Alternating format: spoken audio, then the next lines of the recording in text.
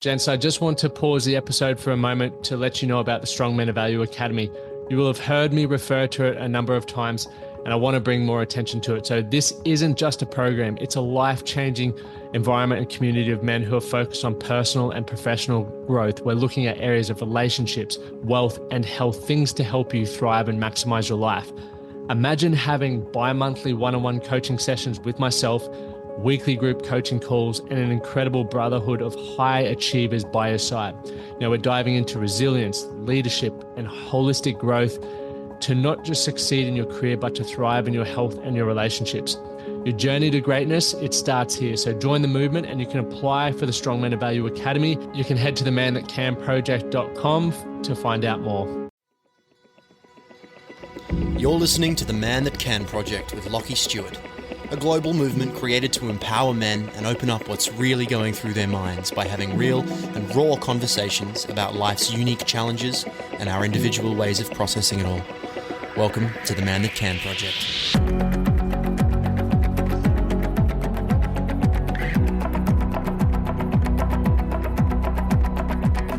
Welcome back to another episode of the Man That Can Project's podcast. My name is Lachlan Stuart and I'm the founder and host. And I'm excited to have you guys tuning in here.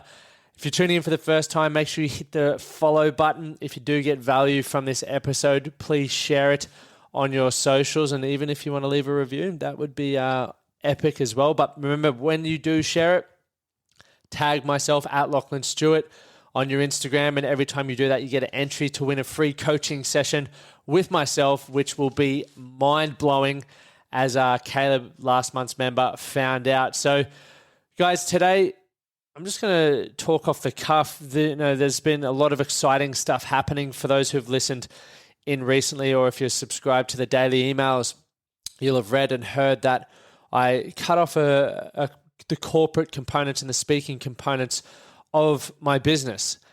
And the reason I did this was because I felt like I was spread too thin and I wasn't delivering 100% of what I believed I could across the things that I was doing. And, the main priorities for myself and the most fulfilling things for myself are the Inner Circle program, where we have guys from all around the world, and it's an incredible online community. And I really love that. And I've actually just uploaded a new video to it, and I wanted to be able to give more to that. And in that process, I realized that rather than just giving to everyone else, I also needed to give back to myself. And one of the things that I committed to this year was doing more for me in the time that I have, and that's come out through golf, surfing, and skating, which has been sick to get back on the board. And I'm actually sitting here right now in my new long golf pants, but I've got dirty old Metcon shoes, so I need to get a new pair of kicks to rep it with the big lads on the golf course, which is going to be pretty freaking epic. Now, currently, I'm still feeling very overwhelmed.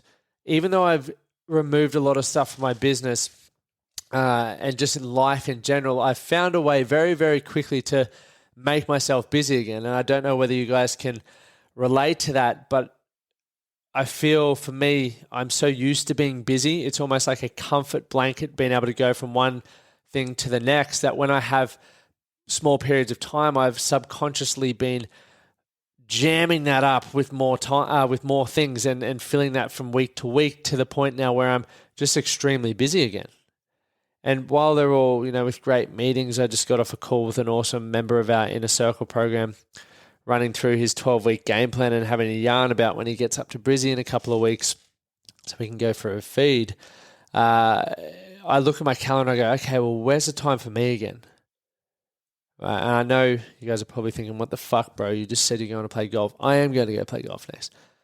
But I've been working since 5 a.m. and it's now 2:15, and I still haven't read as much as I wanted to read. I haven't done some other things personally that I'm committed to doing to grow myself. And obviously golf takes a little bit of time, so it might cut into my relationship time. We'll see how we go ultimately. But I think the importance of prioritizing what you said you want to do and decluttering and as I mentioned, trying to fill up my time with various other things. I've just finished a book, or I recently finished a book called Stillness is the Key. And I'm currently reading the next book. I've just about to finish it, called Ego is the Enemy by Ryan Holiday. And there's a lot of things that I read within every chapter where I'm like, that's exactly where I am, or I've, just come out of that. And, one of the things he talks about is, the chapter talk, is the more difficult the task, the more uncertain the outcome. And I think for a lot of us, that's the case, and it may be why we don't act, why we don't take risks. And based upon the experience that you have, or the support that you have around you, or the resources that you have available to, varies what, this puts context, I guess, into the specific task and the difficulty within you see it. So as I mentioned, since I've cut off the business and I've cut off multiple things that kept me busy, but also were probably my highest revenue points in the business. I see a difficult task in front of me, a scary task, something that I know I need, I feel really fucking pumped to do, and I'm grateful to have the opportunity to do it, and I'm grateful that it's already pre-established, but I want it to be bigger. I want it to be better. I want it to be more empowering for the men that are already in it. It seems like such a difficult task because I know that I have so much to learn, and I also have that fear within myself of what if it doesn't happen, right? I think I catch myself every day in my head's like, Lockie, you're an idiot. How are you ever going to get this to be where you need it to be sustainable? You're investing a lot of money into this, but you're not bringing it all back in. What are you going to do? Maybe you should just keep the corporate stuff until you get this sorted, which is crazy. My mind does that. And I know it's doing that. And sometimes I listen to it, and sometimes that makes me fall behind on a whole day because I'm just in a panic mode.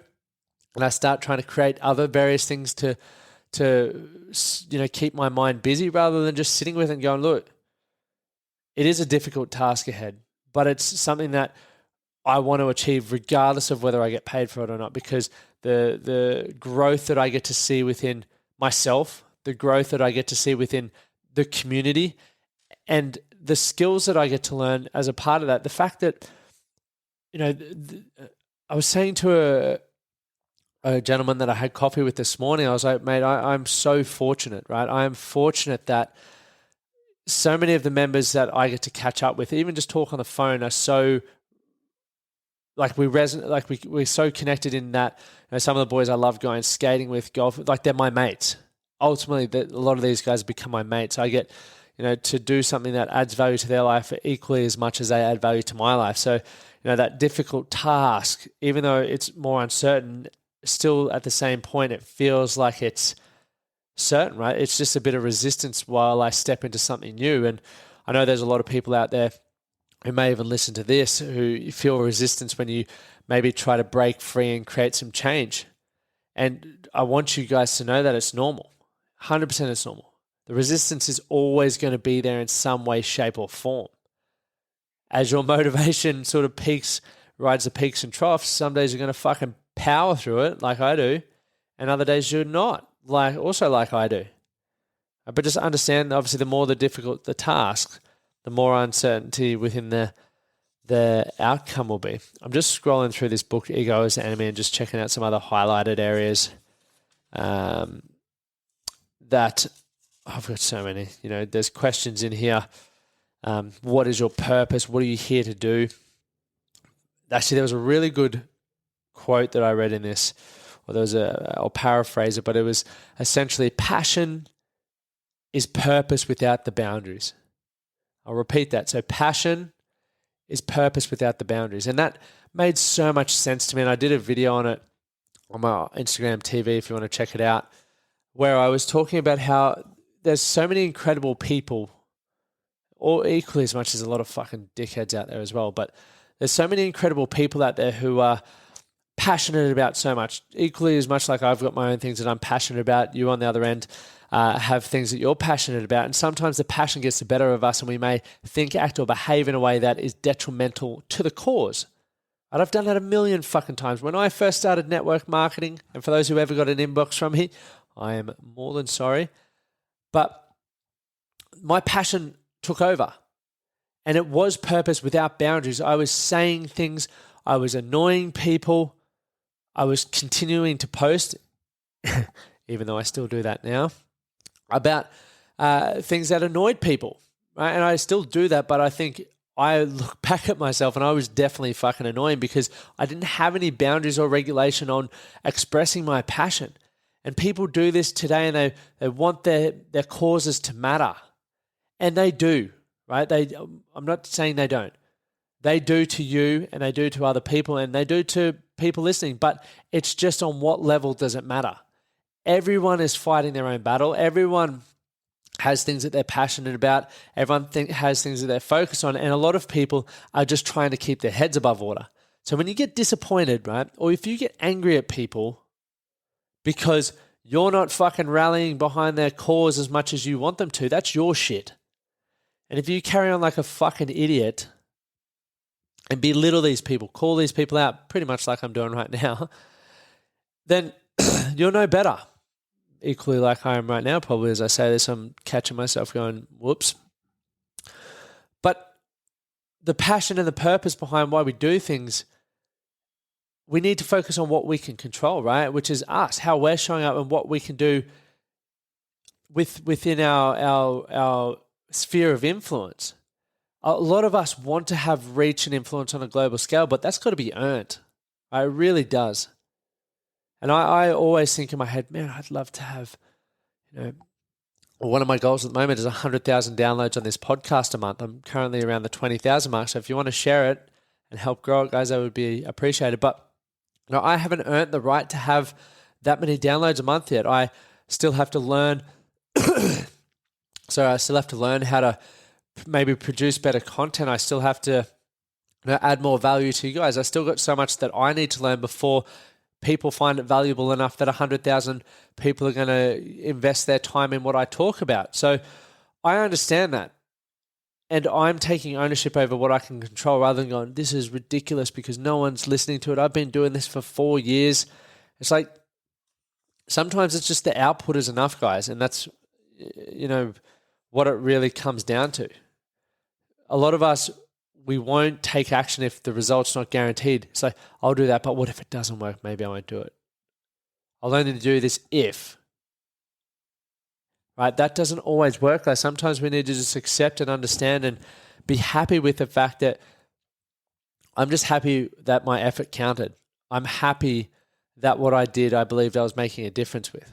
Just like everything that I'm doing at the moment, although I want to improve and I know I've got to improve, if it doesn't get to where I want to get to, if the podcast doesn't hit the 100,000 downloads, if the inner circle doesn't reach the member number that I want it to reach, I'll be disappointed, of course. But I'm still fucking proud that I put in the best effort that I could with the information, skills, and knowledge that I had. Right? And I'm not going to beat myself up over that. And I think it's important for you to consider that in your own life, because a lot of us are rolling through feeling unfulfilled, unhappy, unworthy, and we're not taking the risks that are potentially there to change our life because nothing's guaranteed.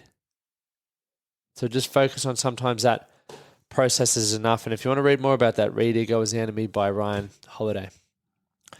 Guys, I would love to hear from you. Honestly, it means, I fucking love it when you guys slide into my DMs or answer questions on my Instagram, because the more I get to engage with you guys, the more I can understand what kind of content you're after. And, if I feel I can add value there, I definitely will.